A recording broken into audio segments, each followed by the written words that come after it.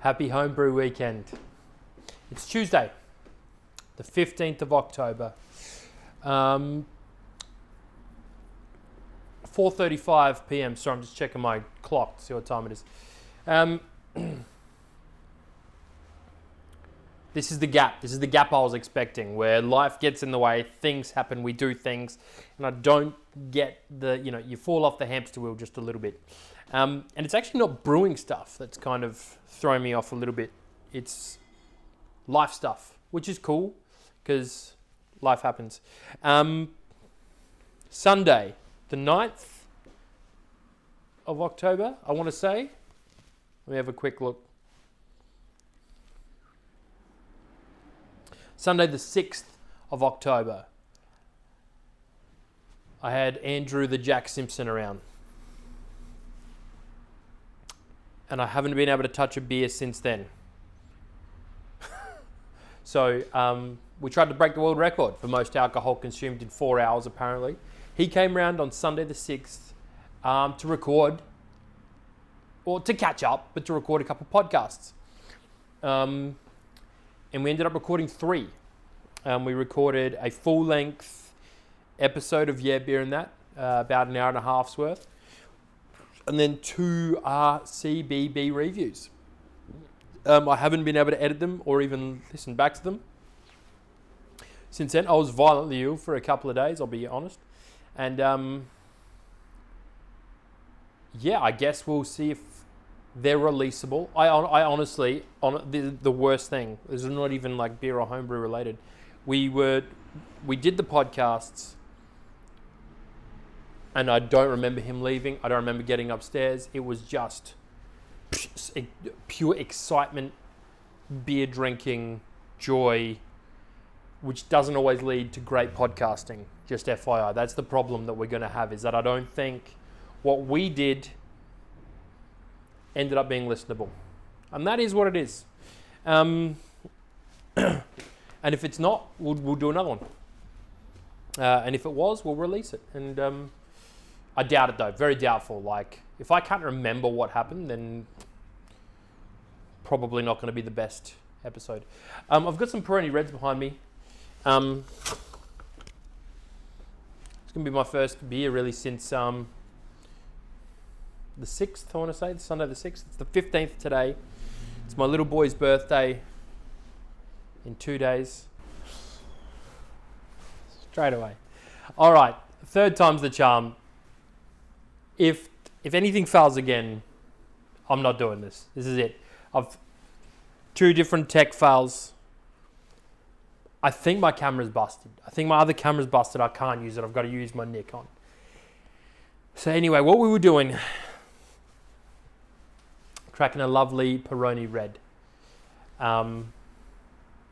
This one's for you, Marty. I'm going to miss you, mate.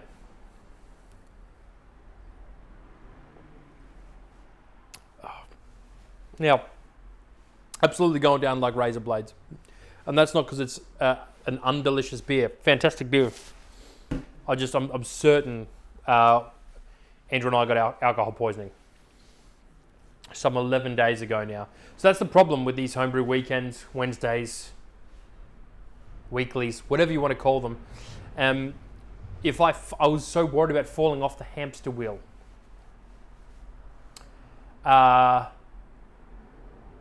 And I know this is only 11 days, like it's only a little more than a week, but that's scary enough to someone like me who's like, I need consistent did it. And it's not that we don't have tons of homebrew stuff and beer stuff and brewing stuff to go over and do. Like, I've been taking the certified Cicerone practice exam.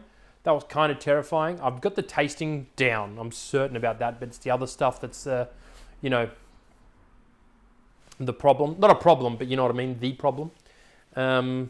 The very, like how they are with the beer styles and knowing exactly what it is from a couple of small, between 5.5 and 7.5% ABV and this and SRM and this, and this level of IBU, and you got to know American IPA.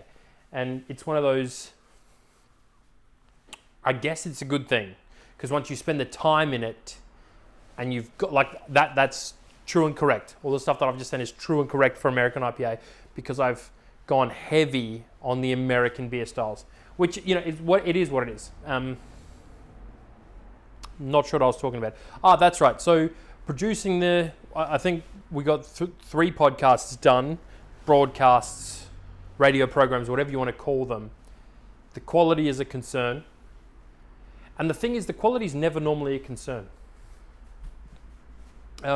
Season 2 was probably our most consistent and not therefore best, but was also the best year where we were really well planned. We got sloppy drunk, but there was enough of us there for each one to control it. This one was just like 3, podcast beers and then 2 sipping beers.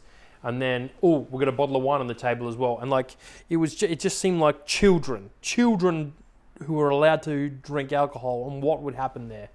And it was just 4 hours of just punishing ourselves with alcohol and then 2 days of puking bile, and I think that was the 6th. So yeah, it's been 9 days since I've had a beer essentially. And I wasn't even going to have one today, but this is one of those that we need to. We need to. Not that we need to, but we need to. My mead. The blueberry mead's off, I've dropped the bottle off. I don't know if I'd said that last time we did one of these. I'll soon find out. And I'm concerned because I've had some reports that some of the bottles I've given out, corks popped, and it's because I'm guessing of the back sweetening, right? But I put potassium metabisulfite in. I'm guessing I've got the numbers wrong. That's the only thing I can think of, or it's infected. But the stuff that's popped and I've drank and tasted, and even some of the stuff that's not popped, because only half the bottles roughly are blowing corks. It doesn't taste infected. There's no obvious sign. So I'm guessing I just didn't put enough potassium metabisulfite in or didn't mix it well enough, because I also let it sit for 2 days afterwards before I bottled. Yes, that's a strange one. The SA Brew Comp's coming up. They've released, it's February, which not coming up, but is kind of coming up. February is when the judging and the competition is. It's wheat beer. So we've got American wheat beer, Weiss beer, Dunkelweiss beer, Saison, Goza, stuff like that. I'm really excited and I want to enter as much beer as I can, which means I have to develop enough beer recipes and brew enough beer before then. But I also can't brew and enter so much that it disqualifies me from judging, because you cannot judge on a table with beer that you've entered.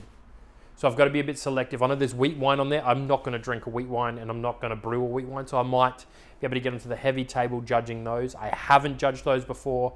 That also might be interesting. There might be, you know what I mean? So I'm trying to think about it the correct way. But look, the podcast was fun. It was great catching up with Simo. Would love for the next podcast to not be so, I blacked out. I was a biblical wasted, and to the point where I haven't been able to touch booze since then. We also have drunk 2 of the 3 kegs in here dry. There's 2 20-litre and a 5 litres. ESB's gone, IPA's gone. The kits and bits, ESB, hasn't been touched, which has been fantastic, because that was going to be ready on the 11th or the 12th, 11th maybe. It's the 15th today, I want to say.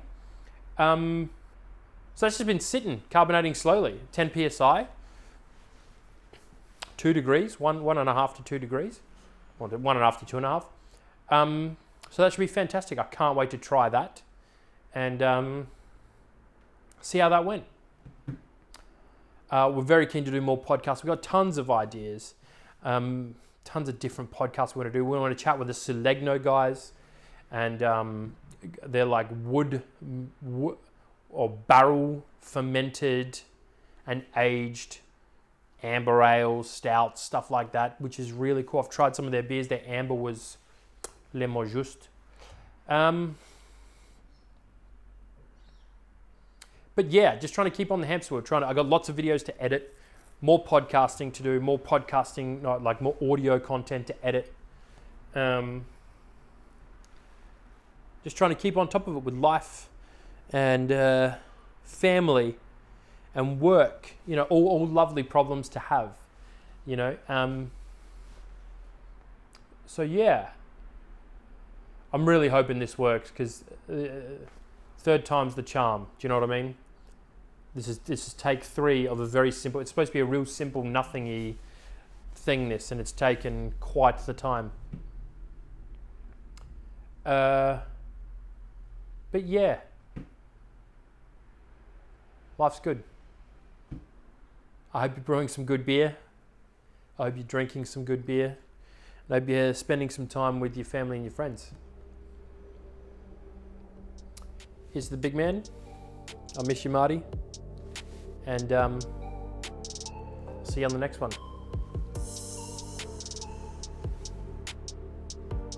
One more for the big boy.